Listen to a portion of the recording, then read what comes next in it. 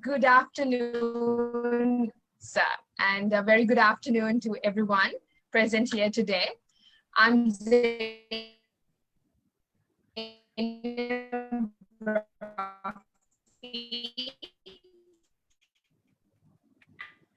and it's a great honor in welcoming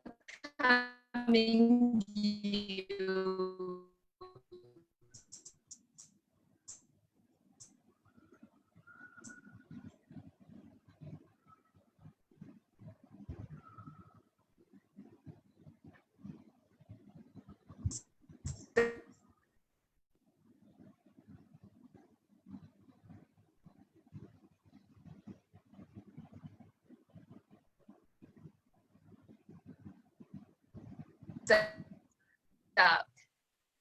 Mr. Prashantha Lal De Alwis,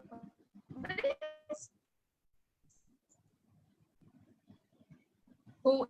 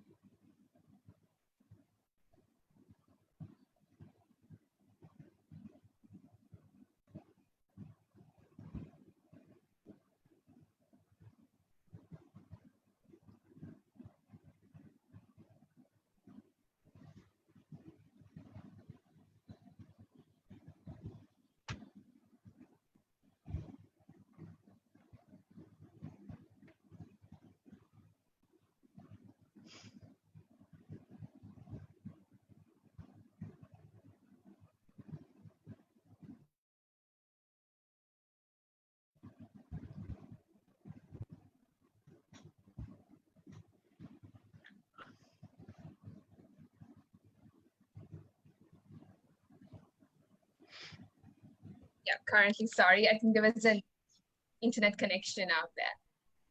So I just started off again. So a very good afternoon to everyone. I'm Zainab, and we warmly welcome you, sir, Mr. Prashantha Lal De Alwis, who is currently the visiting lecturer of Faculty of Colombo, Faculty of Law, and we have this great pleasure in welcoming you, sir, who is the Consular General for Seychelles in Sri Lanka and currently the President Council. Sir, on behalf of the Law Student Association of Sri Lanka, of the Career Committee 2020, we warmly welcome you to the second webinar series, Grow, Get Ready for Opportunities at Work. Namely, this session is going to be mostly on the topic, choosing a career in the profession law. So as we all know today, law is very diverse and branching on into many different professions. I would like to hand over the platform to you to give us an insight about what really is law from your perspective. Good evening, Zainab and everyone. The very pertinent question is, what is law? Law to me, I'll give a very simple definition, that is life. Law is life. Why I say that? Because, you know, in the past, you found we were hunting. Then still there is a law. You know, you can't embark on the other people's territory. And then we went farming. Farming too, as a community, has to maintain the law and order. That's the key word we always speak about, law and order. So in order to maintain law and order, even a farming community had their own respective laws and order. So therefore, law is paramount for life. Life is law. And we cannot live away without law. We cannot be a part of law. Life is part of laws. Yeah. So, That's what sir, I want to give the basically, but I'll go. so as we all know today, the definition that every one of us or the society believes is abiding by the rules and regulations enforced by the state. So we do have this perspective of moral laws that is brought about by different cultures and generations and things like that. From your perspective, sir, would you regard them as law as well, or does it really stand out different? The pertinent question. What is moral? Moral is basically what is right and wrong. Who Yes. decides what is right and wrong? Society decides what is right and wrong. What is society? Society is the, unfortunately, in the legal sense, the democracy, majority. So you will see in our whole legal system, it is simple majority that you pass a law. But you need Yes. 2/3 to pass a constitution, because that's a basic foundation of a law. So Yes. it is right and wrong. It is the morals that matters in life. So each culture, according to their what they believe, the majority believes what is right and wrong. Yes. The comes in Zainab. Okay. Yeah. So, sir, when we talk about this whole scenario today, we see the majority of youngsters joining the legal profession. And I think today, legal profession is diminished and established in different perspectives, and it's coming up really, really well. And so one of the main things that youngsters today believe is law is equal to justice. And do you really believe in this? And what are the main sectors that law comprises of? So we basically go on to the main topic that we are Zainab, I planning will on answer discussing your today for the seminar, basically on how the profession. Yes. Yes. Zainab, I'll answer your second question first Yes. before I venture into the sense of justice that you speak of. Yeah. Let me say, it's very simply, law is all about life, as I said. And Yeah. therefore, you could see the first question you raised, the post or first idea you raised Yeah. is about executive making the law. Now, Yes. let's be clear. Law is made, or making of the law is by the legislature. Parliament is there, who represents us, each one of us, Yes. through different system, maybe proportionate, maybe seat by seat or whatever methodology.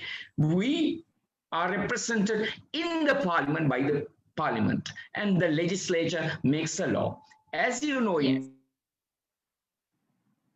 in administrative law, you would have probably studied all through. The executive makes rules, regulation, bylaws. Now, the constitution gives you the skeleton, and the flesh and the blood is filled by the executive, by their bylaws, regulations, and that. So therefore, the laws are made by the legislature. Now, who implement the law? I like to stress, executive implement the law. So when this happens, executive implement the law, legislature makes the law, then comes the scenario. Judiciary is there. Now Montesquieu says these three are the elements of a governance, a modern governance. So judiciary is there to interpret the law. So that, as I said before, these three sectors, of course, I'll add one. The fourth estate, what they call the media, makes us educated, makes everyone, each one, aware of what is a crucial part in democratic modern government. So let me say, come back to you. These three sectors make the law, they implement the law, and the judiciary is there to safeguard that. So that's how beautifully this whole structure is made. Now, let me answer your first question, justice. Yes. Now, I will give you, pose a question back to you. Before that, let me bring out the Lady of Justice. Now, you could recall Lady of Justice has a sword in her hand. Yeah. She has a scale in the other hand, and she is blindfolded. Yeah. Now, what do you feel, Zainab? And you think, as a youngster, these all students here are young people who are trying to aspire to get into this beautiful area called law. What do you think? Yeah. Do you feel there is justice? Do you feel these symbols of independence, the fearlessness with a sword, and the balance. Do you think it's here in Sri Lanka? Let's go forget the world. And I would say it's not. Okay, in Sri Lanka, I would, if it's in the world, definitely yes, because it's just coming up. But if it's going to be in Sri Lanka, it's very controversial, but I would say it's just starting up, because to see if it's going to be justice in different ways, fundamental rights and health sector, and when it comes to politics, we see a little drastic change, but not really to an extent that we could really call it as justice. Yeah. Yeah, so let me explain. We have a sword. The judiciary must have the sword, fearlessness. Yeah. Now, the president appoints the judges. Now look at USA. Yes. You are very clear, right? It's the president who nominates, yes, but the Senate, which represents people, must approve with the majority, right? So it's a balance, beautiful balance of executive, as I explained, and the legislature appointing the judiciary. So judiciary is fearless. But when Sri Lanka, even the 20th Amendment, when the president nominates, right, it loses the strongness, scale. I will forthrightly say, though it is not big, I mean, we go a little out, but then I must say this, since you posed this question, you see the balance. I doubt very much. Law in Sri Lanka is in the balance, in the favor of the rich, the powerful, and the poor are inside jail, but the rich get bail and go out. So in that context, that's what I asked you, the view of the young people. It is in Sri Lanka, the poor, the common masses feel, and I also have to sadly agree that there is no sense of justice, there is no sense of balance, because law is all about balance. If in criminal, it's about the balance between the institution and the society. In administrative law, the balance of executive implementing action versus the rights of the people. Now, law is all about equality, the balance. That's where the scale is. But your question, is there a scale? No. So there is now, law is delayed. You just take an example of a small child getting abused at a young age. The trial is taken maybe 10 years, 15 years. She's a very big teenage girl. She is supposed to go back to the agony what she faced. Come on. Which is not very, justice, which is right? not reasonable. Yes. And I think that's one of the main reasons that today in Sri Lanka, we've got quite a lot of victims who plan on not really coming up and mentioning out the cases because they have the fear in. And that's one of the reasons that sexual abuse is quite a lot because of the unreasonableness. Yeah. Yes, Zainab. So I hope I answered your question. Very simply, sadly, from the people perception, there is no sense of justice, the balance and the fearlessness, all is in question. Yes, sir, coming on to the next part of it, as we all know that there are differences between the Attorney General and the judiciary and the unofficial sectors such as the commercial and civil law and things like that. Before I move on to the second part of it, I just wanted to know where, because most of them, most of the youngsters and even people out there do have this misconception and they don't really know what is the difference between Attorney General and judiciary. Is there a specific difference between that or not? Because in order to get into the field of law, so is it equally equal or is there a specific difference? If you could just brief it in 2 sentences before we start off. From a career perspective, I would say I was a state counsel from 1983 to 1990. I have been prosecuting for the state. That's why I want to share that experience for the state in all part of the country except Anuradhapura, Nigambu and Gamba. So I have covered the entire country. Now, why I said that is to show you that Attorney General is the executive. Even in US, in Sri Lanka, the Attorney General is part of the government policy, and that is executive. And they're supposed to prosecute. They're supposed to defend the state. So they are the executive. But I like to stress, they have to act quasi-judicial because they take discretion. They have to be discretionary. So when I was a state council, I'm part of the state, implementing the state policies, but I must have a sense of justice because it is quasi-judicial. So that's the difference between the Attorney General and the judiciary. Of course, you could see in the recent even past, there's some of the members of the Attorney General's department at different levels join the judiciary. But then that's different. But I like to stress the difference that you mentioned is that the Attorney General is the executive, is supposed to defend the state, advise the state, and that's the role we play. Now, I, as a criminal prosecutor, I have been state and defending, because as you know, criminal law is all, when you commit a crime, you commit the crime against society, not that against an individual. You kill a person, yes, it is against society. You rape a girl, it is against the society. That's a conceptual framework. So I have been defending the state for 7 years, and I've been 1 year in the department, fundamental rights. So I'm the part of the executive, but I like to stress it is a quasi-judicial role that you play. Okay, yeah. But sir, do you think that the attorney generals do at times exercise their powers regardless of the discretion that they have? Has there been any circumstances in that scenario? Can you repeat, Zainab? There were certain systems. Can you repeat again, Zainab?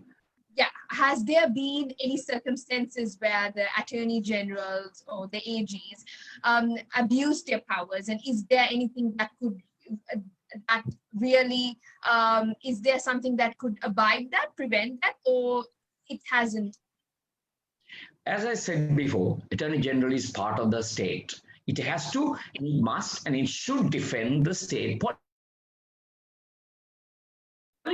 And but I must say very, very categorically, the Attorney General Department that I was, and even now, there may be little political influence. Yes, that is, as I said before, part of executive. That is same in the United States of America, in the United Kingdom, like Attorney General is supposed to defend the state. So if you are looking from that perspective, that angle, that whether they are pro-government, yes, they have to. But I must confess that the Attorney General Department up to now has been fairly strong in defending the people of this country. That I can say that without any fear. Okay.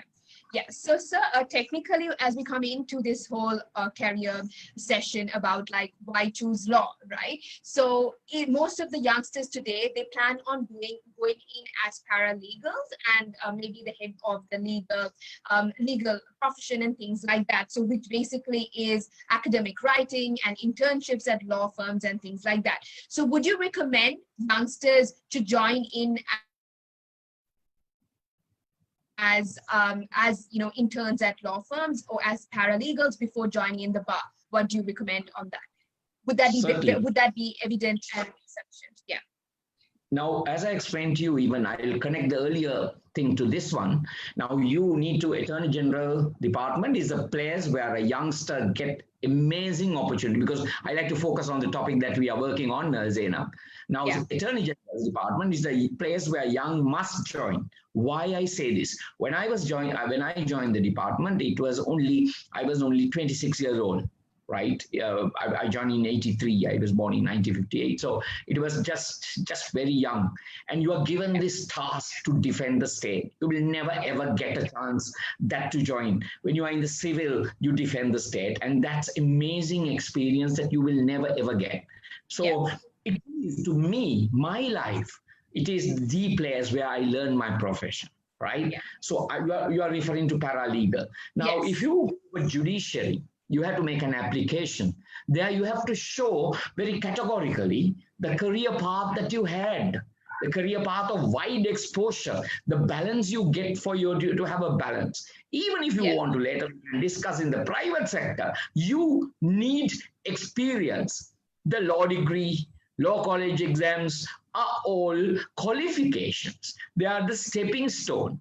But the difference of everyone passes the law degree, Many are passing law degree. What differentiates you from another is that experience. So, as a youngster, you need to know, hey, come on. Now, I will get to that later to differentiate how you should choose. Zainab, you can post that question to me, how you should choose civil, criminal, and commercial law, whatever. But you need to know what your passion is. And if it is criminal, Attorney General's department, you can apprentice there. Yeah. Right. And you can see if it is, if you want to pursue criminal law, joining a law firm will not do that because it's civil and commercial, right? And so you need to pick and choose. If you are interested, there are some youngsters who are very passionate about a cause that they believe in. So then they must go to a lawyer who is fighting human rights, fundamental rights, who are fighting administrative law cases. So it's all about your passion, what you want to be, what you want to do, and then use paralegal side. Because as I said before, it is very important. The most important thing is the experience. That's the differentiator. Not only, when you get that opportunity to be picked and chosen to that career, it's important even for your in career, because I just want to just one point, you have to be anything in life, you have to be effective. Effective is doing the right thing. I like to repeat again, effective is doing the right thing. Efficiency is doing things right. Now, to be effective, to be efficient in whatever you do, you need that training, you need that exposure, you need to open up. So as you pointed out, Zainab, this is paralegal. Never ever miss an opportunity. Go for it. Go that experience. That will help you. That will give you confidence to be successful, efficient, and effective in whatever you choose. So, sir, as you mentioned, that in order to be very effective and also evident and effective in whatever profession that you do, so in regards with law, what do you think? What are the skills that are required for an efficient lawyer to stand out as a student who might be pursuing law in the future or is currently pursuing? So, such as like mock trials and mooting and arbitration, negotiation skills. So, what do you think about that? Because at the end of the day, the universities do provide the academic qualifications, but I think this is one part of it which they need to really work on. So how would you recommend and give an insight about that? Fine.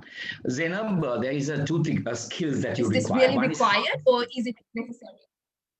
Yes. Okay. Zainab, what a person requires, one is hard skill. Okay. I mentioned from the you get is hard skill. That is the knowledge, subject knowledge. But the soft skill is what makes the difference. That's what I emphasized earlier. Everyone will have a degree. Everyone will be knowledgeable. I mean, maybe at different level, first class, second class, or whatever, right? But, right? I mean, let me be very specific and clear. Now, I don't have a class in my university, right? But now I lecture. Right? What matters is how I deliver my lectures. My success depends on how successful I am in explaining my subject, right? Now, I have the knowledge, yes. I have the practical knowledge. I teach criminal law. I teach soft skill at the KU. I teach corporate governance, yes. Hard skill I have. But the success, critical factor is soft skill. What is soft skill? That the skills that you referred to. Now, if you ask me, lawyer, we will discuss later if you like to. Criminal lawyer has certain skills, civil lawyer has certain skill, commercial lawyer has a certain skills. Now, some areas like oral communication is more important, other one, written communications are more important. We can discuss in detail as a guide, kind of thing that I can share with you. Now, coming back to it, you need soft skill. Right? Negotiations, it's a life-ending thing. Even at my age, I'm still learning. That's the attitude you must have. The learning attitude. Always, you can never be the best, number one. I mean, full comprehensive skill. Skill is soft. Hard skill you will learn. but you can never end learning soft skill. So you said all the details, negotiations, communications, mooting. The key factor of success is taking part in all. Just to tell you an example, when the address to the jury was there, I could not speak a single word of Tamil. But I'm proud to say I got it written from a friend of mine. And I made my address to the jury reading it. But I was rejected. That's fine. But I like I had the attitude that I must at least do all three mediums, right? I was there were only 8 people in the law faculty who was in English medium. So none took part. So I was the only one, because no English medium took part. So I got the gold medal, fine. But single medium, I got a place. What I'm saying is, what is important, what the success factor I had was, whenever there was opportunity, I enjoyed doing it. Not that I was selfish, mate improve karanna kind of thing, you improve myself. No, I enjoyed every moment I got. Even now, I enjoy this moment with you and Zainab and the Law Students Association of Sri Lanka, right? So then you are passionate, you give your full thing into it. So soft skill is a never ending journey. Even I learn now, Zainab. So it is very important. It's the most paramount thing. It's the most crucial thing. The soft skill for anything in life. Just even one day you are married. I think most of you are not married. How to bring up kids. Yeah. How to handle kids, right? It's a soft skill. It's nothing soft skill. The entire success depends on soft skill, my dear friends, of your life, career, and you have to keep on improving. So, sir, as you just mentioned, this was a topic that came about as well. So, language also plays a very important paramount when it comes to the legal field. So, I think that is where we don't really get most of the students out there having all 3 languages, but if they do, knowing all 3 languages, most of the time it's just 2 languages. So would you recommend having all 3 languages? That would be an extra point, maybe, if they could pursue the later future studies. I think you would agree with that, right? Yes. Now, Zainab, as an extra qualification. Yeah, I say one statement and then I'll explain. Learning languages is the most important thing. And at your age, young age, you remember everything. Now I'll give you an example. Now, the purpose that I went for my German Cultural Institute to learn German was I had a visit at youth exchange program to Berlin as a member of Leo Club. And it was a Leo camp, and I loved Germany. That's one. And secondly, unlike you all, we had no opportunity of meeting. So I thought that you can, meet girls at the Cultural Institute. Okay, when I was your age. So that was second. Yes. Now I have never spoken German after that, but I'll just illustrate my point at young age, right? I'll count in German. 1, 2, 3, 4, 5, 6, 7, 8, 9, 10, 11, and go on. Guten Tag, Guten Morgen, wie ist Ihr Name bitte, right? I still remember because I learned that when I was young. Now, when I meet a German somebody, I just say this, and the warmth that you have, right? I can't carry on a conversation, but the warmth you have is amazing. Now, my dear friends, in Sri Lanka, I like to say a concept. If you are a Sinhalese, your language of the heart is Sinhalese. If you are a Tamil speaking, your language of the heart is Tamil. You should be very much conversant. I'll take an example. Professor GLP is why I respect him is because he speaks pure Sinhala and English best Sinhala, right? Now you should be very equipped with your mother tongue because that's the language of the heart. Language knowledge, to gather knowledge, you need English. And language of friendship is Tamil. I'll give you one example. I could never pick up Tamil. My son could speak because they were taught Tamil. But this COVID, I used to listen to Tamil movies with the Sinhala subtitles. Now I can understand. Konyan Tamil theriyuma. Tikak theriyuma. Yes. So, sir, when it comes to right. Language is important, Zainab. No doubt about it. So as we see, yes, language is a very Yes. So as we see, language is a very important factor as well. And so one of the most important thing is the law students, or I mean anyone out there planning on choosing a profession such as law. The first question is either when they're pursuing it or while they're at the end of the year of the final academic year of their the law degree. They don't really know when or why or what to specialize in, either criminal or either commercial or public or whatever fields or modules in law. How would you recommend them to choose that? Is it just by either the fact of passion or whether you're really good at it? Or yeah, so is it either one of that? How would you recommend them to choose wisely? It's both. It's both the passion, it's both your skill you have. Let me explain. Now, sometimes fundamental rights, because you must understand human rights are connected to criminal law, right? Human rights are civil and political rights in. Yes. Fundamental rights are civil and criminal, so it is connected. So I do that. Now let me see why I chose criminal. Simply because criminal law and family law is about life.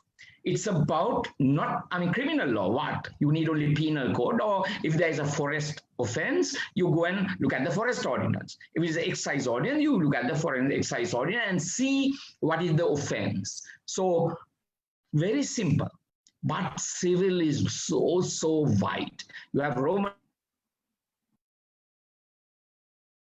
Dutch law, it's a complex scenario, right? So the idea is, if you are a very academic, I mean, jokingly, I say the guy, in my age, I have to wear the spectacles because I'm old. But sometimes civil young guys, they are thick, thick glasses, because they have to read books and laws and documents. Documents, I like to stress, criminal law, very few documents, like a government analyst report, a medical law report, which is 2 minutes reading. 5 minutes reading, the maximum, or 10 minutes. So your attitude, your way of life, that whether you want to be in life, right, is what is important. Now let me say, what is most important skill of a criminal lawyer is cross-examination. Now on the feet, we have to decide. There is no preference back or forth. There is a witness in court giving a narration of the incident. Now, no one can predict. Sometimes the black cases become white cases become black, according to the witness. Now, on the feet, you have to decide what was the evidence on that point before and what is the evidence in the future.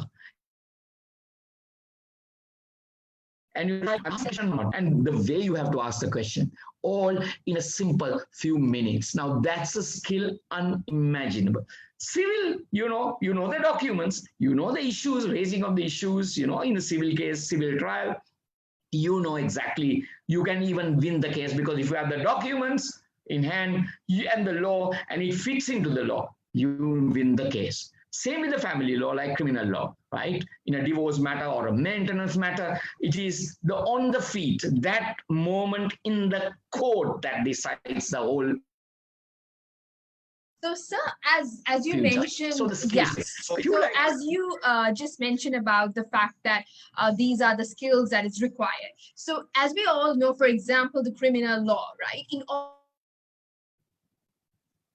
order to pursue criminal law or maybe specialize in that, there are sectors such as forensic science, and when it comes to maybe the commercial law, you do have sectors of property and things like that. So what would you recommend for people out there who plan on specializing on them? Is there any extra qualifications such as forensic science to pursue that, which would be an added gain for them to succeed as a great lawyer? Yeah. Okay. Now you mentioned very simply, when we take oaths, our exams as a professional is over, right? From there on, it's a learning of hard knowledge and hard skills.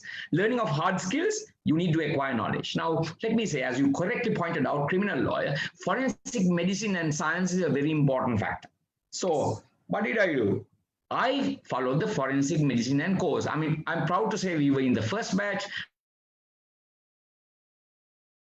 top class, the lawyers, the judges were there. And that one opportunity is very interestingly, I become a student of the Faculty of Medicine of University of Colombo. Interesting, isn't it, Zainab? Right? So at that time, as a youngster, unmarried, it was a good experience of going to the medical college. Now that's come what may. It's important is you need foreign medicine and sciences. Now, is that enough? No. Now, the Bar Association of Sri Lanka has a course which I did my lectures on 2 topics, is criminal defense. Even students can take part. So that's a wide variety of subjects covered. So you go for that. Continuous legal education. Now, recently, Bar Association introduced cyber crimes or something new. I'm talking of my area, right? Criminal law, right? But if you are in the commercial law, as you said, like there is arbitration, right? There is a separate course on arbitration. So you go and take that. So you pick and choose, and you must choose masters. As I said before, you can never in life. I did masters in 2003. In between 2003 and now I have attempted twice to do my doctorate because my kids were doing O-levels. I gave up once, but now I have started again at my age to follow the PhD course in Colombo University on criminal law and the mens rea element, and I'm trying to bring the Buddhist Chitta concept into it. Anyway, what I'm just stressed the point is you must keep on academically enriching, building up the hard skills. What now every Saturday there is a web seminar, and that of course anyone can go to Facebook. You can see the Bar Association of Sri Lanka had a course every Saturday on every subject. Like at the moment is about I think 30. I did the second one on criminal law under COVID-19.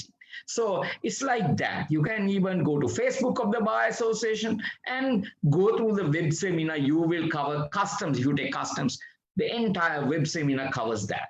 The partition law, and it's there now. It's very easy. It's very simple. Yeah. Earlier, it was very tight, very difficult. But now you can go to the Bar Association web and equip yourself with the particular one. And if you want to get a certification, as you know, when you want to apply for judiciary, that knowledge is there, but then you need a certificate.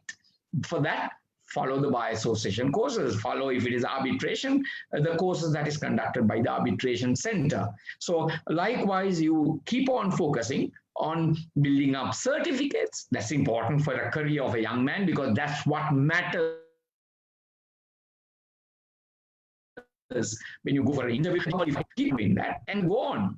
Wider, the better. So as you mentioned about the academic skilling and academic skills, which is very important and vital. So I think one of the most important thing here today is most of them really have this plan of like, how would they improvise their writing skills and in order to be much more, to stand out different in the legal profession? Is it just by, reading books and researching, or would you recommend them to take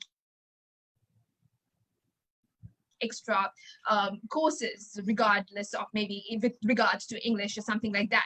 Because I think some of them fall into the category of not having English as the first language. So would that play a deficient role, or would it be vital enough? Because as English plays a writing, academic writing plays a vital role when it comes to paralegals and things like that. I quite agree. It's sadly and regrettably in English. If you follow any master's course in any institution, the law faculty, the APIT, the KDU, or whatever open university, it is mostly, I'm not sure about open university, but others are conducted in English. Now, my dear friends, I want to be clear about this. I was in the single medium law. Prosecuting single knowledge was good enough. But I had the guts, I had the courage, I had the determination to be equipped and knowledgeable about English. Now, that's the spirit you need to have. Now, I teach criminal law for the first years in the criminal law. The first lecture I tell them is that I still learn English, and I may be learning English from you because there are students who are very good in English. But I tell them that you have to learn criminal law because I have the experience and I have the academic knowledge, because they have never had the opportunity in the the schools to learn that. So that's the spirit you need to have. It's a learning language is something that is continuous. So, sir, when we come into this, yeah, so when we come into this whole scenario, we also see that, as you mentioned, academic writing is also important. Could this diversify into the fact of about bringing about journalism and different various branches, like maybe? Now look at the whole thing, right? Very simply, the best of journalists in the world are basically lawyers. If you take Sunday Times, Singaratha Tunga, one was killed, Lasantha Vikramasuriya, right? One was killed of Sunday Leader. They all are lawyers. That's the question you asked me, isn't it, Zainab, about journalism? The lawyer cannot be, we are part of this. Why? Because we are the ones who know the law. We are the ones, say, the environmental, right? Now, Jagat Gunawardena, right? He's a lawyer. He's an activist. He's an activist and he got the best award for the first ever award from the president for that. Now, who is Jagat Gunawardena? Who is Ravindranath Tagore, who went and fought on the Vilpattu issue, who went on the container issue, right? And still fighting for environment. They are the lawyers and journalists, right? They propagate their ideas. So it is journalism is about propagating ideas, even criminal law. You must have a criminal law background. You can be a better journalist to express about criminal law, which is a very, important thing and a very sensational thing in journalism. In that kind of a context, right? Journalism is our life. Lawyer must and should try to be, you can be a lawyer, but a journalist also. Right, there's nothing, So, sir, as we also see that the fact is, we also see the politicians. As we also see the politicians today, Barack Obama and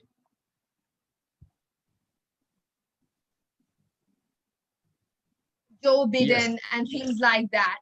They definitely have politics as a part of it, as where they have law as a qualification as well. So would you recommend it as being a part of the degree as well, like maybe getting into a perspective of politics later on? Or I need to, yes, Zainab. Now, politics, what is politics? Winning people over, fighting for the rights of the people. They are supposed to defend the people. People representatives are there to defend the rights of the people. Who is better than that? Do you think a doctor, architect, accountant can really fit into that? Yes, they may, maybe in the Ministry of Health or whatever respective field, but the real lawyers are the ones historically and by tradition, they are to fight for the right of the people. Now, you gave one example, Barack Obama, let me go. Who is Joe Biden, the newest oldest president? He's a lawyer, right? Xi Jinping, the president of China, then Vladimir Putin, a lawyer. Even Fidel Castro of Cuba is a lawyer, right? Obama, you name it, right? The first black president.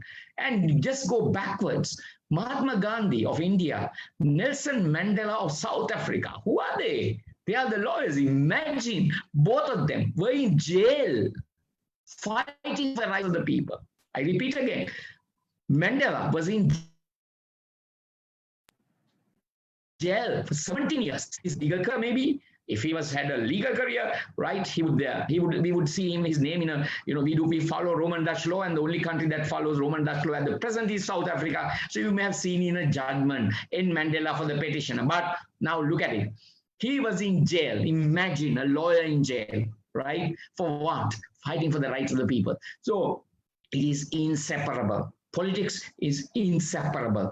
Any lawyer can easily and simply, like duck to water, you know what I mean? Simple word is duck to water, yes, is politics. That's what. So, moment you become an activist as a youngster, let me explain. As a youngster, don't get into politics immediately. Right? That's a tip I like to say. Share. Right? Because, you must grow up as a professional, as a lawyer, and thereby you are respected. right? But we are a young Podian guy, everyone trample on you. But you build an image as a lawyer, then the political parties will want you. So I suggest first, if you want to do politics, pursue, yes, be active in life, be in social movements in life. Like say, if you want to do consumer affairs, make your own consumer affairs, NGO, and fight for the rights of the consumer, rights of the environment, whatever you choose. And then, as an activist, as a strong person, as a person who has power, then join politics. Then you are much more stronger. You are much more negotiable. Not I mean, I like to stress this point very clear. We lawyers are unique because we can walk up to any time to courts and get a job. Even a doctor needs a dispenser, right? Moment we put a coat and a cloak, and ladies, a cloak, we are lawyers, right? We have a job. We have a job. So that's the confidence a lawyer has, because even if they lose an election, you go back to courts. For that, I like to repeat again, as a young person, you should be yourself first, be someone in life, in a particular field, activist in life, and then get into politics. And Mandela, all names what I mentioned, did exactly that, study their lives. And then, if you're keen on politics, study their life, you would see that struggle, activism, before getting into politics. And the lawyer, that tag, not only the tag, that role that we play of fighting for the rights of the people, helped it to become a great politician. Just be a politician to make money. Come on, you can make money as a lawyer, right?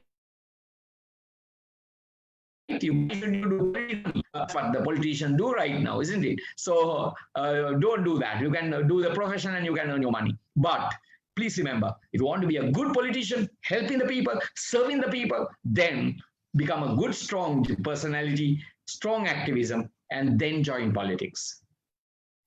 So, sir, as there were a few questions that were brought about by the students itself, where they asked me to just mention out that would it be a good option to choose the profession, choose a career option as arbitration or negotiation? Would that be a good option as pursuing in the field of law? Beautiful. The newest trend is litigation is rather than just being the academic skills. Yes. Now, yes.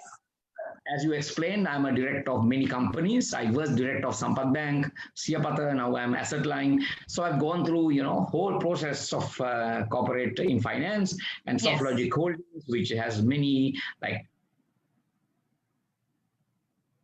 companies, like industry, hotel, all that. Now, my dear friends, the latest trend that we don't like to go to courts, right? Corporate life, we don't like to go to courts. Why? Do we want to spend time about 10 years in court and end up in an appeal another 10 years? Where business is changing so fast. In today's context, especially after COVID, the lifespan, earlier we used to plan 5 years, 10 years in a company. Now we don't. It's a very short term. Actually, if you talk of COVID, it's a survival that matters. So in that kind of a context, my dear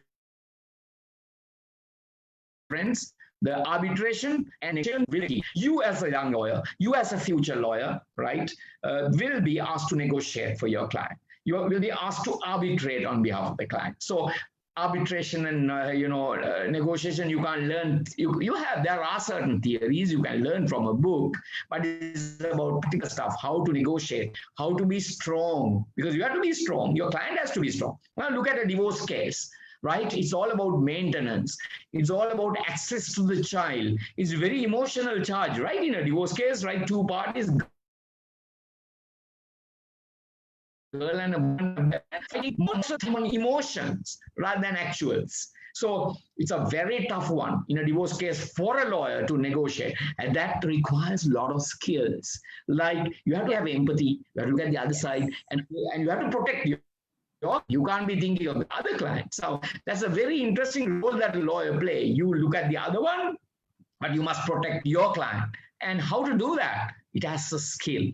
That is important. So this, yes, there are courses on negotiation, there are courses on hard skills, but you need soft skills, how to manage those things.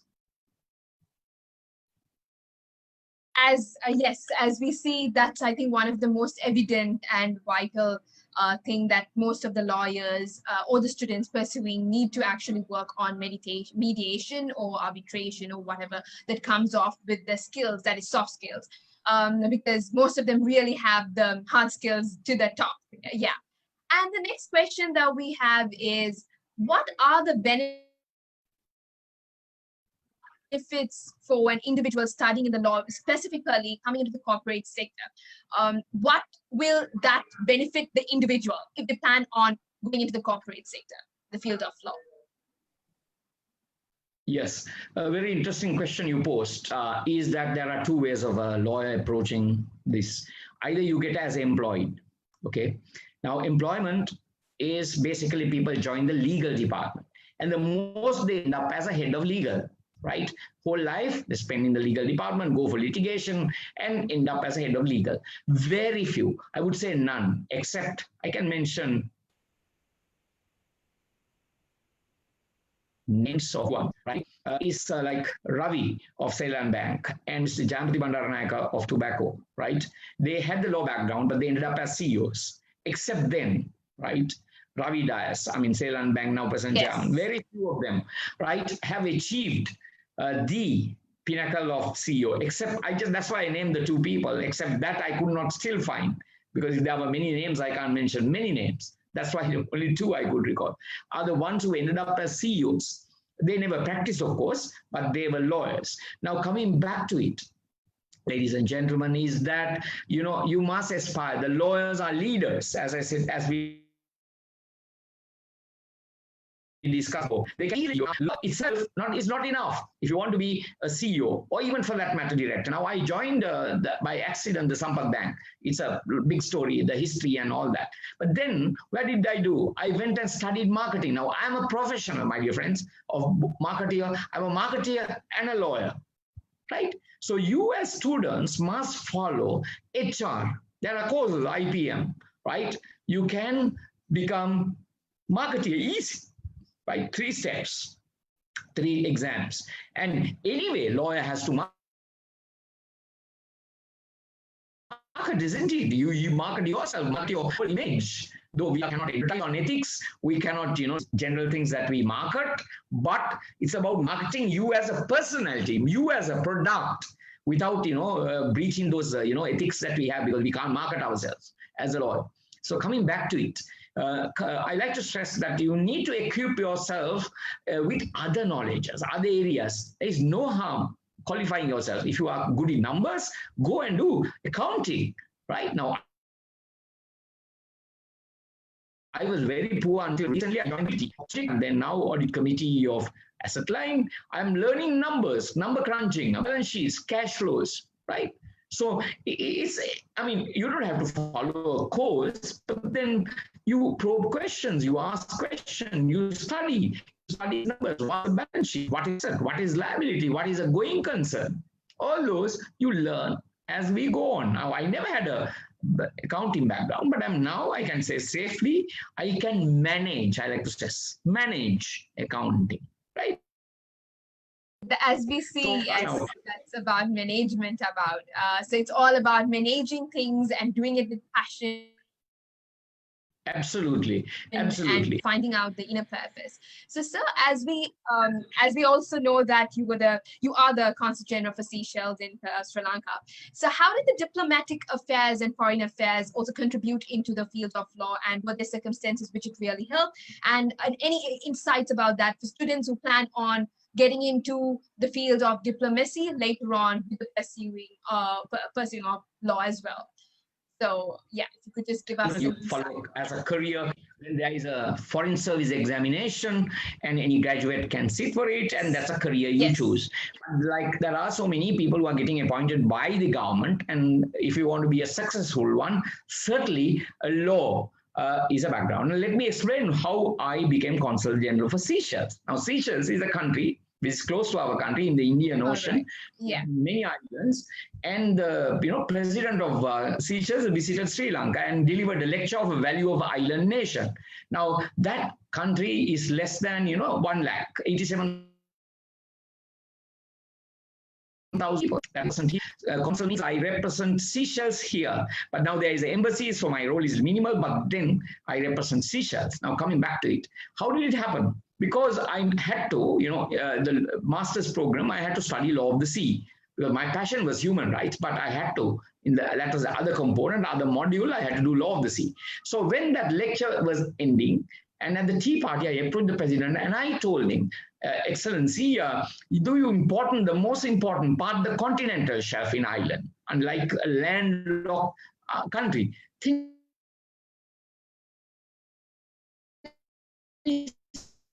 said,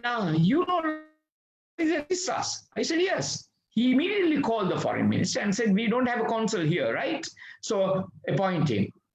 So I became Consul General Seychelles because of my knowledge or a far away, unrelated. I'm not expert on law of the sea, but I know basics. When you follow the course, right, you know what the continental shelf is, what is the, sea, what is the, every aspect of the sea, high seas, right? So everything basic analysis. Of course, then you can refer back to your notes or book or whatever, you can pick up like this and go on. So I became Consul General for Seychelles because I'm a lawyer and I've studied law of the sea. And so that's a very classic example. And any other subjects that involves imagine human rights. Oh, if you're representing country, in March we have to face Human Rights Council. Who is better than a lawyer to defend Human Rights Council, right? Human rights, you name it. As I said at the beginning, your question, life is law. Law is life. That is, we are the best people to be diplomatic. So if you have a feeling that you want to be diplomatic, go for that. But there are so many courses at the DMI set. I follow the Diplomatic Training Institute course on economic diplomacy. And there are courses like that. So you pick and choose. I did the postgraduate diploma in international affairs at the Bandaranaike Center for International Studies as far back as 1983. Now, those helps me. That kind of thing made me to look at CNN, be current about international affairs. With that young age, you study 1983. Yes. It makes you... Yeah. So those things help to be a diplomat, or for that matter, anything in life. Otherwise, you are a frog in, you don't know what's happening in the world. What's the point? Right? So, you must know what's happening in the world. Exactly. Yeah, true. So as we see, that's definitely, I think one of the skill mentioned is already the way you approach of one of them, a professional itself shows how that's something that needs to stand out in a lawyer as well, personality. And that definitely brought in about showing what knowledge that you have and how the personality stands up in order to get into whatever profession that you have. So there was also another question that was brought about is there a specific age to join the judiciary? Is it a good decision to join the judiciary at a very young age? This was something that we got from the audience as well. So if you could give us an insight about this. Would you recommend getting to the judiciary later on, or maybe when they are young? Definitely. Now I have to be a little controversial, and I hope it is okay.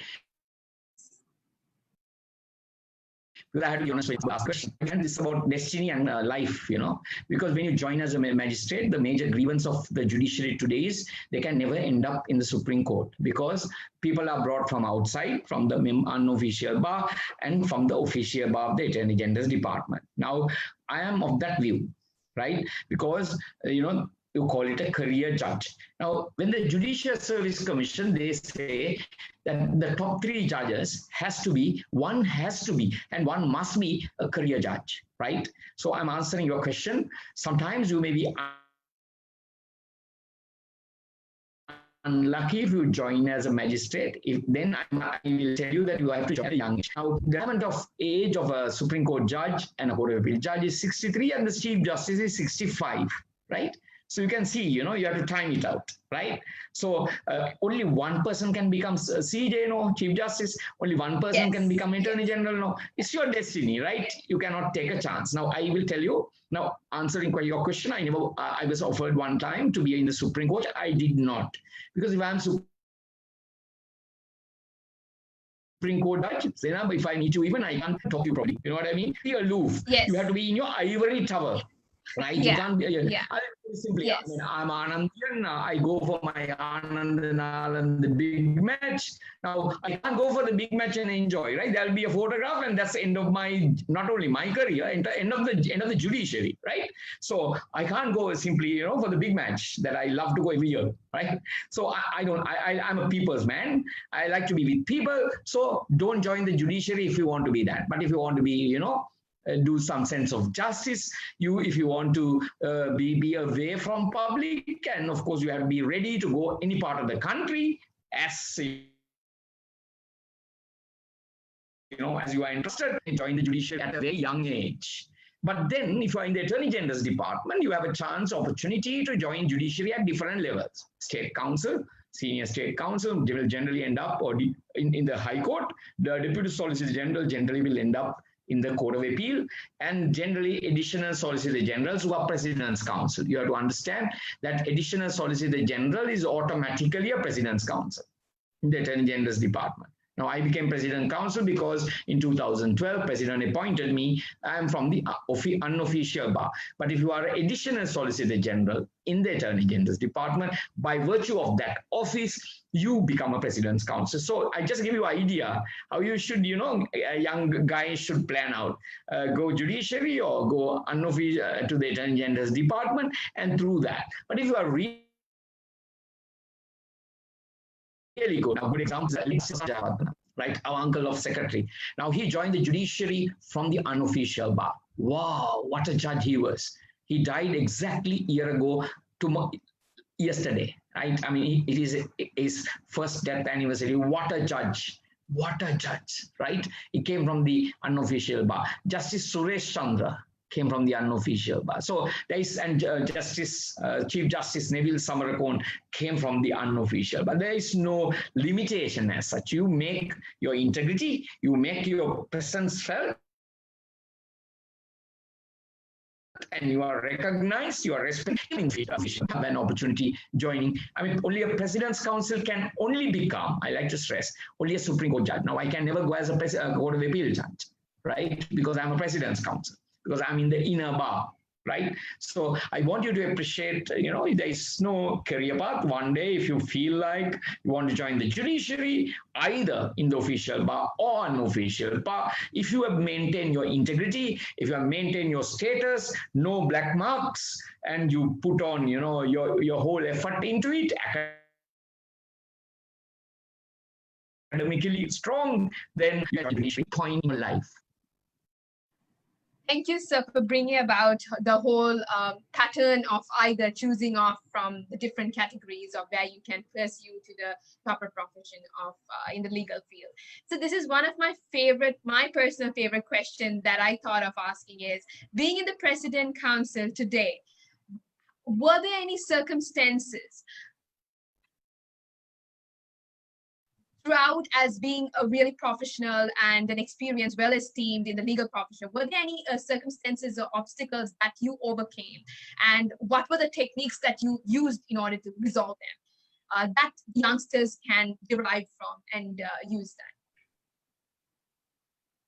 that? It is very, as I said before, I'm a single medium student in the University of Colombo. And biggest obstacle at the beginning was my knowledge of English. And I kept on improving because you have to read judgments, because you have to get used to a legal way of writing, legal way of, you can't just make a narration like a speech or a drama, right? You need to present in a legal fashion, and that you need improvement. So that was my first obstacle as a person brought up in a village called Gampaha, and traveling to school in a school bus and in a school of under college. At that time, English, any school was called Kaduas at our young age, right? Today is not the case, and I was in the single medium, so that was my first obstacle. Second is, of course, as you know, profession is all full of competition, and sometimes there is something called touting, especially criminal cases. Now you would see the police will tout case they are to the client. If you are caught in a case, they will say "Aramahatya," and they probably police and them share the fee. So that's a major obstacle. People like us who believes in ethics has a major obstacle in facing it. But then what to do? We need to and we must maintain our integrity. Rupees and cents is not an issue. It's about not having number of cases. It's about the quality of cases, not the quantity of cases, and keeping out, because that's a major obstacle as a criminal. But to advise young boys and girls, civil law practice is a very steady one. Criminal law, it all depends on whether the judge is good with you, because you might antagonize the judge. Judge is the most paramount one. Devale Deviyotte ka taraha karagana bane. You can't antagonize the god and ask you can become the kapua, right? So mess and sometimes judge antagonize, you have to understand, right? Judge is the god, right? We can't humiliate the judge. We can't criticize the judge with our clients, right? So you come sadly into a wrong path for whatever reason, then it gets affected. And especially if you are stuck in a particular court, you are finished, doomed, especially if you are doing criminal. Civil is a very safe one, which is a long one. So those are the obstacles, the major obstacles you have, but it's about your determination, courage, and most importantly, your integrity, your steadfastness to the principles of justice, doing the right thing. And a good example, I don't do heroin cases. I don't do child abuse as a policy, because as a law office member, you can never refuse a case on that ground. But unless you have a policy, we now fight for the right of the children. So you can't appear for the child abuse case unless you are falsely implicated. Always maintain the integrity, and you can succeed anything in life.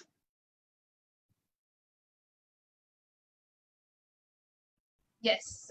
So that's definitely dedication and effort. And so when we come into this is one of the questions that was brought about by one of our audience as well, where they mention about how do you really combine a career with management and law. And I just wanted to mention, as you also are the current director for Asset Line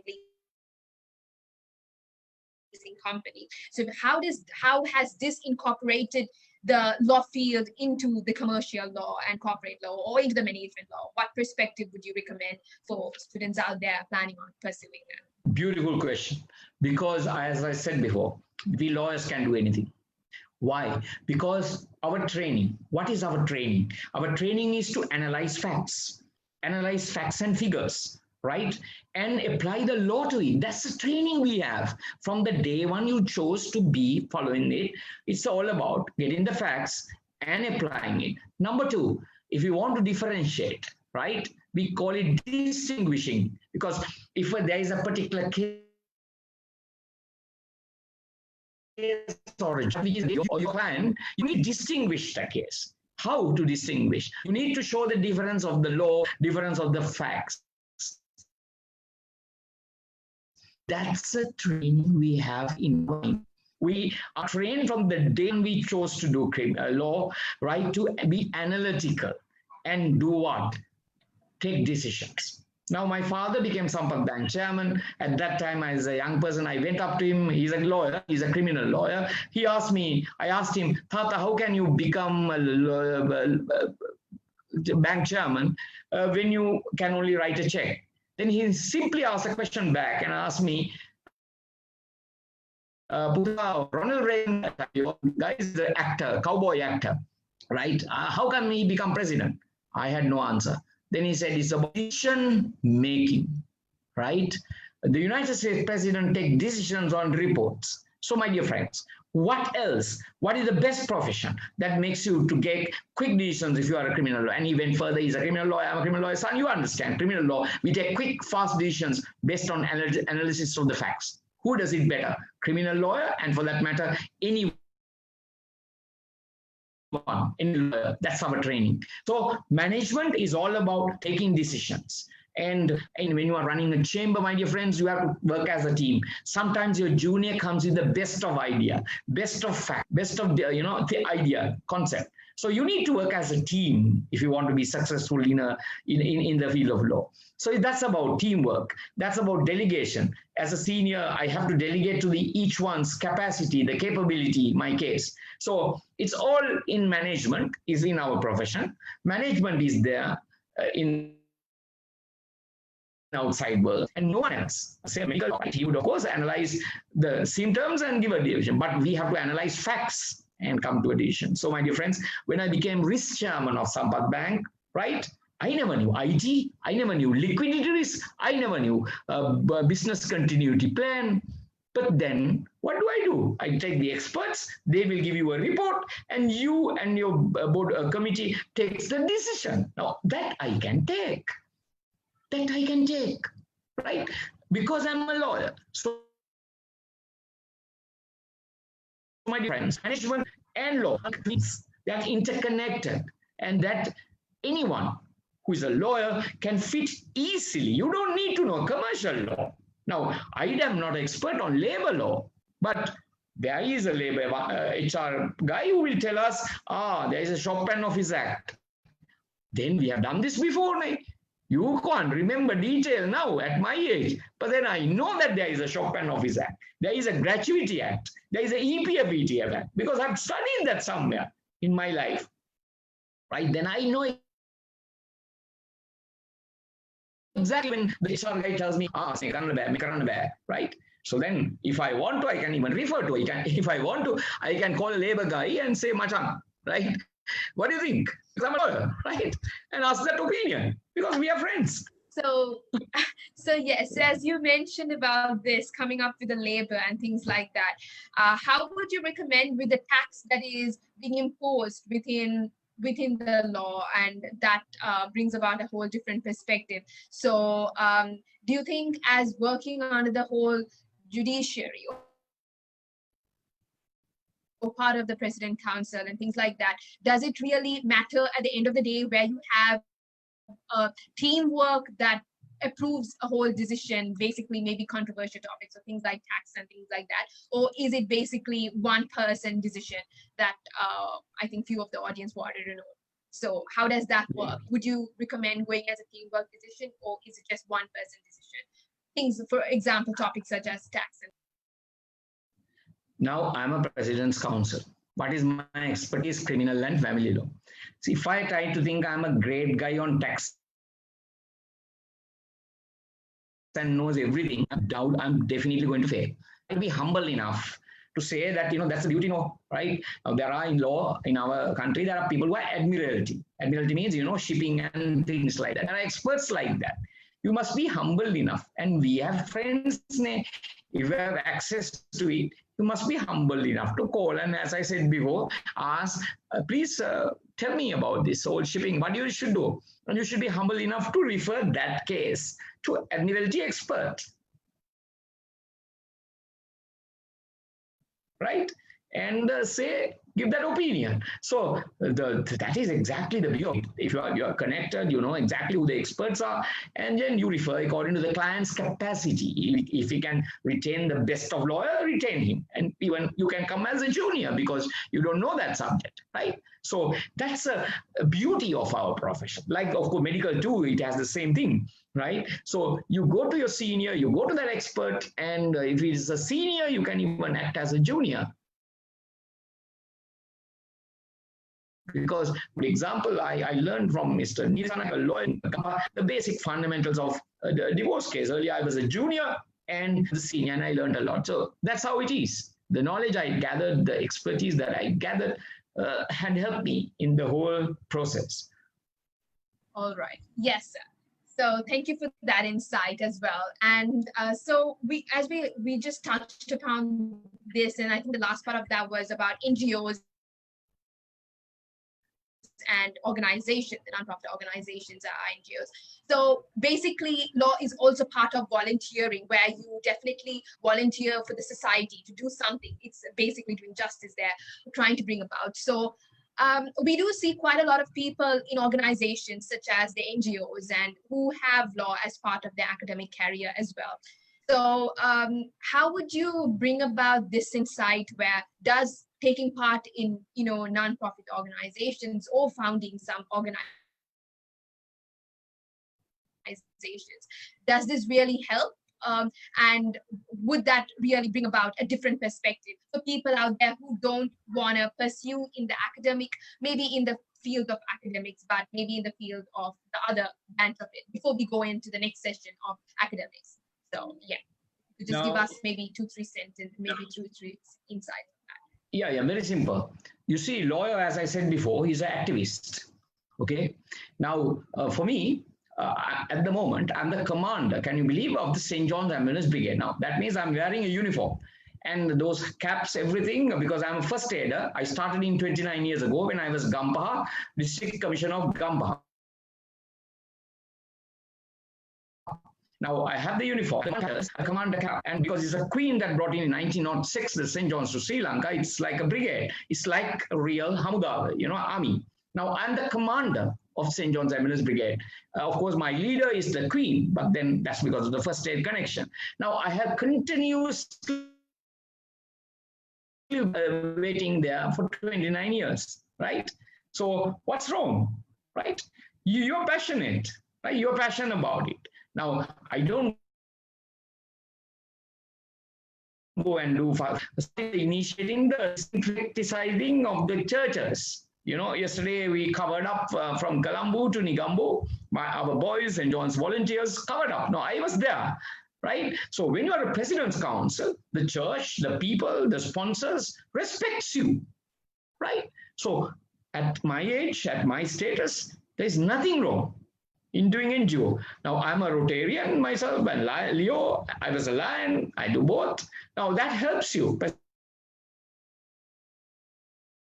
President's Council helps you to do that service. So involved in society, lawyer cannot hide in a Galguava cave, right? You need to be with people. You need to be in society. That's exactly, I would say, how many law students are there in the country? If you all are involved, you all are great, right? There are so many thousands. Then you all are not in a cave. I'm proud of you all. That's what I want to come in, and be part of you. And Law Students Association of Sri Lanka, right? So that's the spirit, right? Law Students Association and NGO or non-government as an organization. Now that experience is unbelievably great, and it gives you a flavor of life. You must travel law. So now I've traveled 37 countries. Traveling different countries helps you to get knowledge. Now I went, though I'm a Buddhist, I went Holy Land tour. Right? So I went to Israel, I went to Palestine, I saw their struggles, I saw Jesus' life. Right. So I travel, a lawyer must travel. Sri Lanka, India, not expensive. India, each part is different. Right? When the Francis Xavier body was brought down every 10 years, I was in the queue looking at it. In Goa culture is different to the Delhi culture. So it's not expensive. You guys, girls, are not expensive, right? You must travel, right? You must enjoy life. So it's the spirit of a lawyer, is to have adventure, law, go on moving. And that's the spirit of the law. So as we see, so I think that's one of the leisure time that we could also attain from, like most probably traveling around the world. And as we all know, observing is also part of law, because I think that comes in part of the skill as well when we have to go into the courts and things like that. So another thing that we noticed is as we know, you're a lecturer as well, a visiting lecturer. So how would you represent, or what are your insights basically on the individuals who plan on becoming personal academics, personal lecturers, permanent lecturers in the field of law, and maybe practicing law as a part-time as well? So would that be beneficial? And what are the insights on a person who plans on becoming an academic in the field of? Yes. Now so with regards to research and Now, if you pursue, if I am a practicing lawyer, you can't be a permanent lecturer in the university. No lecturer is allowed to go and do private practice. Okay. Writing it's convincing you can do, but other than that, you can't practice in court. That you need to understand. So you have a choice, right? Either you want full-time academic or not. Now, full-time academic means is research is a lovely one, right? Yeah. Now, I love teaching. When I started teaching, moment I left the university, I had the opportunity of teaching at that time administrative law. Now, what happened was today my students are in the Supreme Court. Can you believe? Right? The pride you have. Yes. In teaching, right? The two are in the Supreme Court, right? I won't mention names, right? In the Supreme Court, my two students, sorry, one in the Supreme Court, one in the Court of Appeal, right? So see the pride, see the happiness, right? You have, now I have won many cases, right? But those clients never come to you. But very interestingly, whenever I meet them, they are the Supreme Court. They call me sir, and I call them sir, because they are in the profession. Academically, they're Supreme Court judge. So I call them sir, and they call me sir. So is the key in life. Now, if I, as I said before, when I was offered, one reason why I didn't take up is I lost teaching. I cannot teach if you are in the judiciary, right? I love teaching because that keeps you, brushing up to the new modern things, and that makes you connected with the young people like you, and you feel always young, right? You feel a lot of vibrancy when you do that, right? Because give you an example, one day I was teaching criminal law. My students who in that club, then he come man rape a woman. Sorry, woman rape a man. Now, come on. I mean, I was embarrassed. So I said, yes, you can't get erection. So kept on very officially explaining. But then the following day, then they said, how about sadomasochism? Now, I know what you mean, but not in depth. I said, it's about sexual with pleasure. I said, it's possible. The following day, you won't believe, these four guys from the backbenchers, they are now top people in the country, right? As youngsters. They brought from the web that in Africa, 4 women has raped a guy, right? So the whole law changed. And last year, the research symposium, it was a topic, research and law, the world will change, right? So that's the beauty of academics. So you should never, ever give up academics. Moment you are young, do your master's, then go for the PhD, because I lost it because I kept on postponing, and now I'm trying to do my PhD. It's very important, right? I'll give you one example. I was going for conferences in India. So when you are just Prashantha Lal De Alwis, they don't call you Shri Prashantha Lal, right? But if you are a doctorate, you get a spare. That's how the India respects you, right? Shri Prashantha. But fortunately, after 2012, I became President's Council. They call me Shri Prashantha Lal and give me a separate, room and a car. Not that this matters, but what I'm stressing the importance is just for your age, for you to, this is my experience. I need to share. That's the objective, isn't it, Zainab? Right? So I want to share with you the academically is very important. So, sir, as you mentioned about that, Dr. Prashantha Lal De Alwis is much different to me now. Yes. Yes, Prashantha Lal De Alwis, fortunately. Can you repeat again? I could not hear. I think there was some. Yeah. So just as you mentioned, sir, so basically academics do play a very vital role. So the question that arises is, what about a person who doesn't really have a law background, and how would they arise from this whole scenario? Like, how does the seniors, or how does the whole judiciary or whatever the legal profession choose them two seniors to apprentice, and in the law background, if they don't really have a law background, how do they become one of the top professional fields there?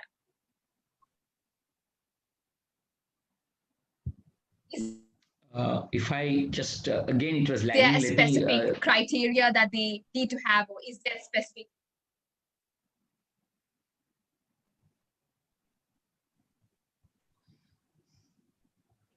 You are asking,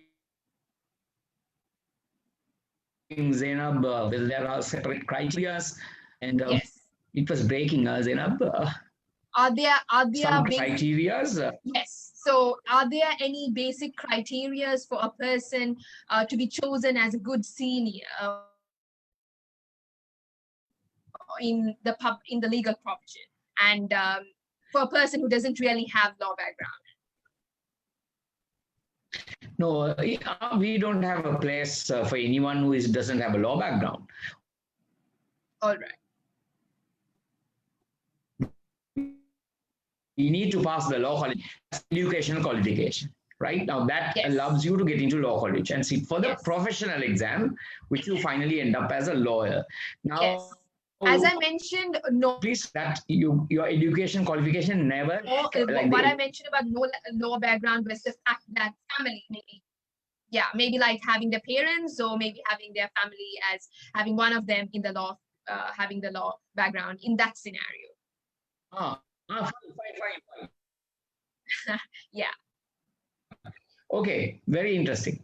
Now, my father is a president's counsel, right? So I had a background, but my father never used it. So when I joined the Attorney General Department, his friends were there, he never spoke. So I ended up in the civil side, right? If he spoke, he would have, fortunately, he never, I'm just saying openly. Yeah. Later only they realized that, I'm so son. I ended up in the civil side in the first year. That's what I said, in the wrong place. Because they thought LLB graduates are, people who are this. And I remember at the interview, I was asked whether you have an aversion. At that time, I must confess, I never knew the word aversion. I thought it's something bad. So I want to join the Attorney General Department. I said no. So I ended up in the civil side, right? So yes, my father was a president counsel. That helped me to grow up, get a feeling of law, but then he never got me to influence. Now, my father's father, that's what important is a clerk. My father is an elder son. He had to teach at St. Thomas's. He had taught Mr. Ranjit Vijayawardena and Gamini Fonseca, famous actor, at St. Thomas's singer. Now he has to find money to support the law college exam. My father's father is a clerk. Now my father became an independent lawyer, brought up on his own, and had a leading practice in Gampa and that surrounding area, right? And he was someone. So my father and many others, right, including even now youngsters, do not have a legal background, but they do great things. Now, yes, one can argue, I had a legal background. Yes, I am molded, but I must say my father never supported me that way. I had to grow up my way. I was a state council, going in buses. We at that time, State Department never had this, vehicles, right? Traveling about 9 years when I was prosecuting. So I built on my own. So I give my credit to myself. My father's, yes, he molded me. He gave me a liking, but I went on my own. So you don't need a legal background. It is comforting. It's helpful, but you should never depend on that. People who depend on that alone will fail. Exactly. So thank you, sir, regarding the insight about that. And as we see today, we see that the public have actually lost confidence in lawyers and the legal profession due to the various aspects and due to the controversial topics that we see that's happening around, and maybe it could be also in Sri Lanka as well. So what are the inherent qualities that someone should have in entering the legal profession in order to try to make a difference for the youngsters out today, which you see something lacking? Yes, very interesting question. Yes, as you I think the way it was again lagging, but I think I heard it as saying that the society does not respect or accept politics. Sorry, lawyers. Now, let me say, right? Earlier, the entire the major political leaders are lawyers. Earlier, it was all lawyers. Everyone was a lawyer. Now they were accepted. They were accepted as a fighting for the ideas. Now, sadly, we lawyers have failed to do that, right? We have failed, except for few fighting, as I mentioned, two names, like in the environmental field, Ravindra Dabari and Dr. Jagat Gunawardena, right? We have failed as lawyers or a profession to fight for the people. Now, I will simply say one thing. You just Google anyone, all the former lawyers. I'll name E.W. Pereira, Ponnasa Ponnambalam Ramanathan, all H.V. Pereira, Sri Nisanka, they have stamps in their name. Now, I can assure you, there will never be a stamp in my name. Because I have not still done any significant contribution to the change or a betterment of Sri Lanka. I'm telling you very honestly, right? So if I do only another 10 years or whatever time I live, there can be a stamp in my name, right? Now, like Kumar Anandan, right? One who had, all the records broken about, he's a law graduate and a lawyer. His son is now the Google MD of India, Anandan, right? I have forgotten the first name, Prasad Anandan, I think, right? Now, Kumar Anandan swam from India to here, and when he was swimming from the channel, that is from France to England, he died while swimming. He never gave up. He was asked to get onto a boat, but he never gave up when he died. Now, he's the one having a lot of Guinness records. Now, type his name, Kumar Anandan, you can see stamps, right? Now, Lionel Wendt, there is a stamp. Lionel Wendt, father is a judge, and he reads music and art and culture. So, John De Silva in Sinhala drama. Come on, friends, we are fair. So, I agree with you, we are fair. Now, how to do that? Be a social activist. That's the quality I like to say. Fight for the people's rights as a student now. Exactly, right? Fight for a cause. What are you believing? Fight for that cause. Right? Be a social activist. So people accept you, like Mandela, who was in jail for 17 years. You know the background, right? Whites even had separate toilets. Black had separate toilets. Now, if he remained in the legal profession, he would have been a rich guy with a lot of cars and nice, limousine or whatever. But he chose to be in jail.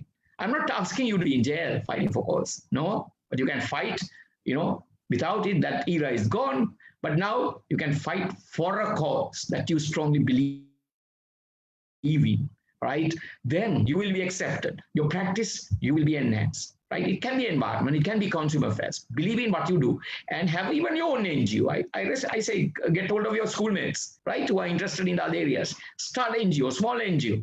Go for it. Very simple.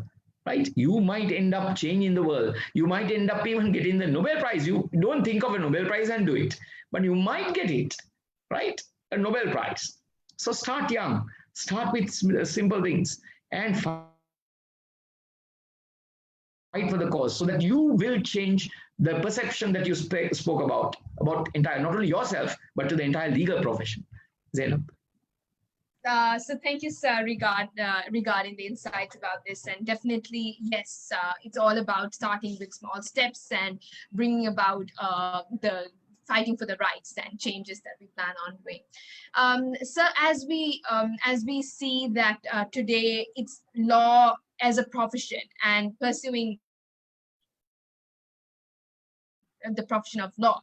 In this regards, to what extent would you regard academics and skills? Are they equally important, or does academics outweigh the skills? Because this is a question that most youngsters have in mind, because they feel if it's either one of it, they need to pursue in that. So is it that both that makes up law, or is it one that outweighs the other? I think I've explained earlier in a different way. I said about hard skills.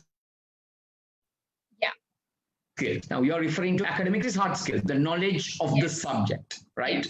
Without knowledge of the subject, you can never ever be a good lawyer, because our law is such a beautiful thing. Even if you look at the law, and or has a meaning, may and shall have a meaning, right? Different meaning. May means discretionary, shall means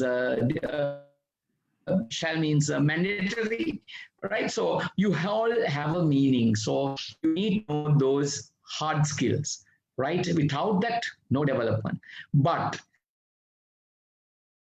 without soft skill, you cannot succeed. To be effective, you need to know hard skills. You need to be effective, because as I explained to you, effective means doing the right thing. To do the right thing, you need to know the subject.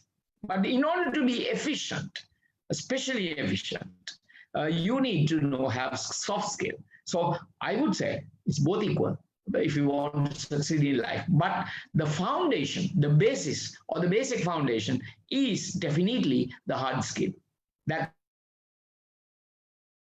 the knowledge of the subject, academics in that sense. All right, sir. Yeah. So this is also another question that we have. This is a question that we got from the audience, which was, what's the impression that the practicing lawyers have on law students that come out from the private law institutions? So, sir, as you're one of the president council, how has this been a perspective? Was there Very hot topic because I'm a different perspective? a product of country who my education, right? I've been paid, by the state. So my entire education up to uni, only law college I had to spend is by the people of this country, right? And we are results and we came to the university. Now I don't want to make a difference, but I like to say very categorically the law faculty students, right, are by that. But sadly, as you know, the law faculty of Peradeniya and Kandy as English medium, the others are having single and tablet medium. So there is a major disadvantage to them, right, in life, because they are limited to, as we started at the outset, single speaking and Tamil speaking the entire life. So there is a disadvantage, but you cannot overrule them. There is a disadvantage unless they themselves, like me, who from the single medium grew up to be, after even state council prosecuting, as I said, language of the heart is mother tongue. You can, all the lower courts, high courts are done in the mother tongue. You can manage, but you cannot survive and you can do better without English. Now see, I mean, I'm fairly all right in English. It's an attitude. So I cannot make a decision of that. It all depends, not that I'm playing safe, not I'm playing diplomatic, right? It's about opportunity. And, I cannot make a distinction, but I always say I've had juniors of both from the universities plus private universities. The advantage of English is definitely with the other institutions. So they are in that kind of context ahead, I have to admit. Than the, I teach criminal law for the English medium. So my English medium students who are my students have no problem. But I have to speak for the other two because I was once a single medium speaking student, right? So I think there is a disadvantage, there is a disparity, and that has to be corrected very, very fast. Yes. I hope I'm not diplomatic. I think I gave an answer, Zainab. Yes. You can. So yeah, we got the insight about that as well. That's so definitely, I can say. Yes.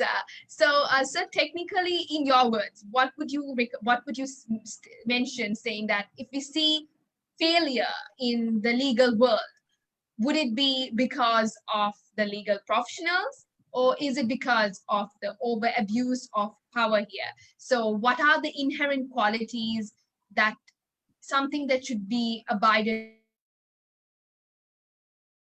by for all law students to continue the profession in the field of law, something that they need to regulate, which has not been, being provided in your terms of perspective?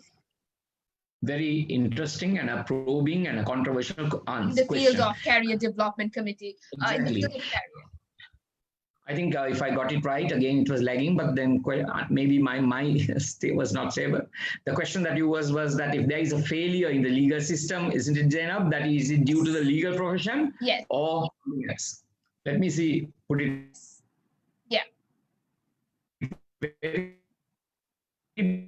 bluntly in the first instance, then we professionals also have to be blamed for something. Now, let me explain.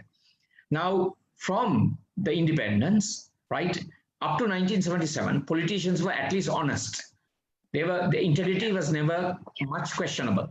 From the free economy, the presidential system, in order to survive, politician has to have a lot of money, and they were corrupt. So politicians makes everything corrupt, and they want judiciary everything corrupt. If they want to survive, they have to be corrupt. So you found say one government will defend the other guys when they have committed thing because they also committing it. So there is an understanding in a very simple term. You will say there is a deal between all political parties to safeguard the others.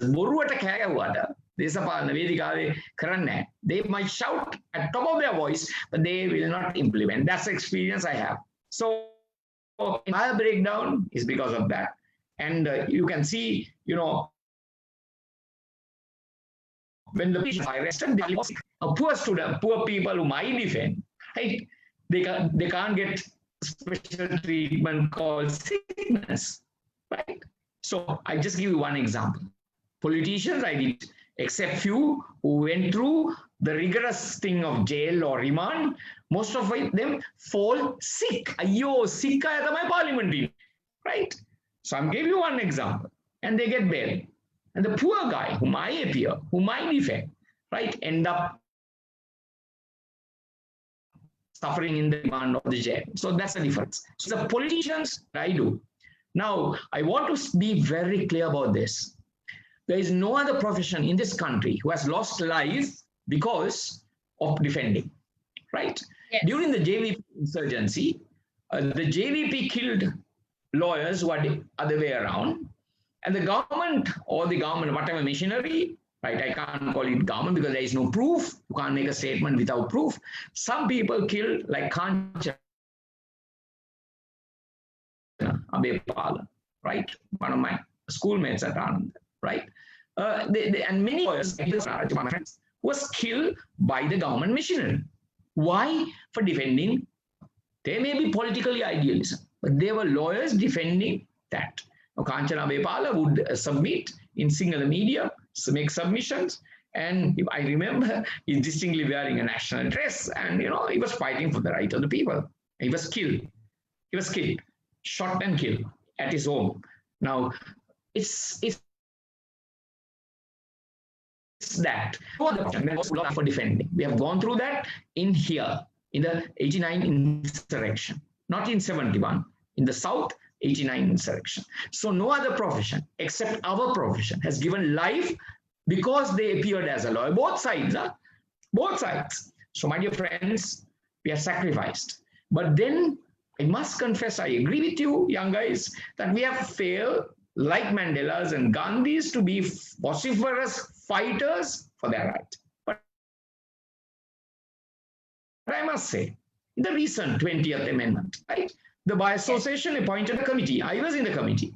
And we gave a very comprehensive report, unbiased, right? And we went to Supreme Court and defended the people of this country. So a lot of people don't speak about that we had an independent report, including me. We said what are good things about it, what are bad things about it. Very objectively, we said it, right? And we said it in no uncertain terms. And that defense was suspended in the Supreme Court. So we have fought as a profession. This is the latest, the example that I can tell you, of 20th Amendment. So fearlessly fought for the people of this country. Yes, so definitely, right? As we see the example itself. Yes. So, but unfortunately, a lot of people, the bad image is sadly much more. A few lawyers who do bad things are highlighted. They can look hatty, right? Loku aradak, podi aradak karo, they are my highlight. Can loku hondeva ministungi kiyanne. Zainab, now you may do a small mistake tomorrow, you are finished. But good things are forgotten. That's the nature, right? That's shit, bad nature of any human relationship, right? So what we lawyers do, nobody notice. Like what I mentioned, one example. But little bad things one a lawyer does, highlighted, pathare headlines, newspaper, and that's it. So we have done it, but we should do better. And who else should do better? You young guys and girls. Like we discussed, making NGO fighting for the rights, and like that. So as we come back to this whole the younger generation, so is there any advice in 2-3 sentences that you would want to plan to give it off for all the students who plan on pursuing the field of law, and whether they are planning on trying to study the field of law? So any 2 sentences that you would recommend to all youngsters out there and whoever's watching out this today, for all the future younger lawyers and the lawyers out here today, what does it really mean to be a lawyer in your perspective, and an advice that you want to give it off before I sum this whole seminar of today on career development, on choosing the career in the field of law?